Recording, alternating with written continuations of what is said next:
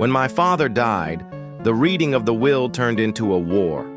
Everything, the house, the business, the land, went to my older brother, Daniel. I got nothing. Daniel didn't even look at me when the lawyer read it out.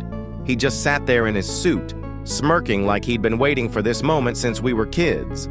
I knew why it happened. He'd been Dad's right hand in the family construction company for years, while I'd been the black sheep, the one who left town, went to art school, came back broke. But still, nothing. That wasn't just business. That was personal. I didn't confront Daniel. I congratulated him, hugged him at the funeral, even smiled for photos. But inside, I was already planning. The business had always been Dad's pride, but I knew something Daniel didn't. Years ago, when I was working in the office, I'd stumbled across old contracts, ones that could legally void Dad's ownership of the land the company headquarters sat on. They were signed in Mom's name, not his.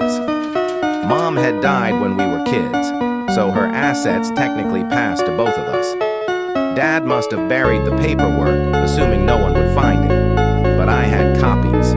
Over the next few months, I bided my time. I visited Daniel at the office, acted supportive, even helped him clean up old files.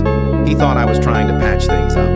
Then one Friday morning, I served him papers. The land wasn't his, it was ours, and I wanted my half. Without it, the bank wouldn't finance his new expansion. By Monday, the investors were gone. By Wednesday, his foreman quit.